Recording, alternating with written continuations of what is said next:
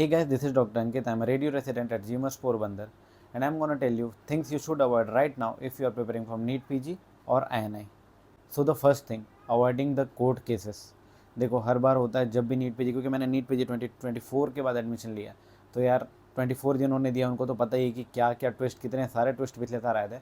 But एक तो जो हर साल आता है वो ये कि कुछ जस्ट नीट पीजी के थोड़े दिन पहले कोई कोर्ट केसेस होते हैं। कोई भी करते हैं, कुछ ऑर्गेनाइजेशंस करते हैं, कोई कभी इंडिविजुअल करता है, वो चीज़ें अलग है, रीजंस हर बार अलग अलग होते हैं।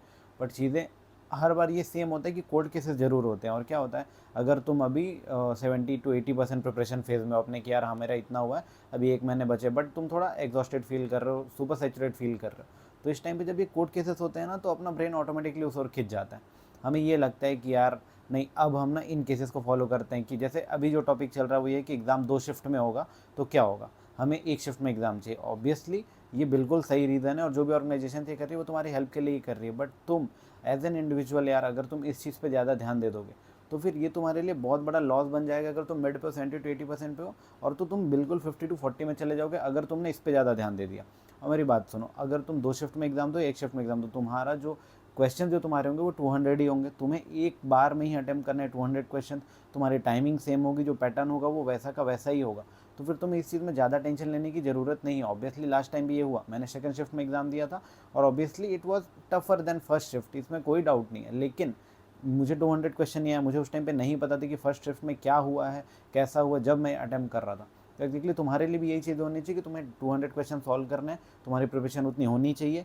कोर्ट केस से अगर रिजल्ट मिल जाता और 1 शिफ्ट में एग्जाम हो जाता तो बहुत अच्छी बात है, नहीं होता तो भी तुम्हें तुम्हारा प्रिपरेशन इस टाइम पे कंप्लीट रखना है।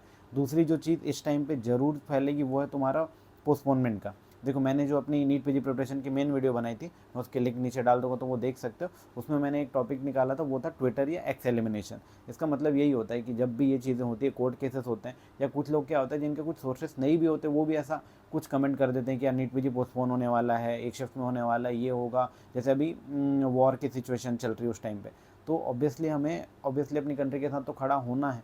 बट फिर भी तुम्हें इन चीज़ों पे ध्यान नहीं देना कि यार एग्ज़ाम क्या पोस्टपोन हो सकता है। तुम्हें प्रिपरेशन बिल्कुल 15 जून के हिसाब से ही करनी है। तुम्हें यही डिस्काउंट करने के भी 1 महीने ही बचे हैं, तो यार ऑब्वियसली तुम्हें पोस्टपोनमेंट की तरफ नहीं जाना है। तो ये चीज़ें तुम्हें बिल्कुल ध्यान रखनी है कि अभी तुम्हारे प्रिपरेशन 1 महीने बचे हैं, और सारे जो 14 जून तक तुम्हारी जो प्रिपरेशन है वो जानी चाहिए।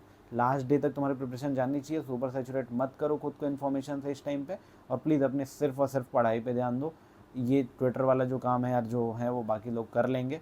तुम्हारे लिए सिर्फ ये मैटर करता है कि तुम्हारी इतनी नॉलेज हो कि तुम वो क्वेश्चन अटैम्प्ट कर सको। जो दूसरी चीज़ तुम्हें यहाँ पे अवॉइड करनी है, जो मुझे लगता है वो ये है कि यार तुम्हें अब नई चीज़ें नहीं पढ़नी, नई चीज़ें ऐड नहीं करनी अपने पुराने नोट्स पे। और नई चीज़ें जैसे मान लो तुमने प्रेप लेडर, सेरेबेलम, भाटिया या कहीं से भी तुम मैरो से तुमने प्रिपेयर किया, अब तुम्हें लग रहा है किसी ने बता दिया कि यार जैसे तुमने बीटीआर मान लो नहीं पढ़ा है इस टाइम पे, या फिर तुमने सिर्फ बीटीआर से पढ़ा, तुम्हें लग रहा है कि यार अब मेरी प्रिपरेशन इनफ नहीं है, मुझे और नई चीज़ें चाहिए। नहीं, तुमने जितना पढ़ा है अब तक सिर्फ उसे रिवाइज करो। एटलीस्ट 3 to 4 रिवीजन तो एकदम मस्ट है।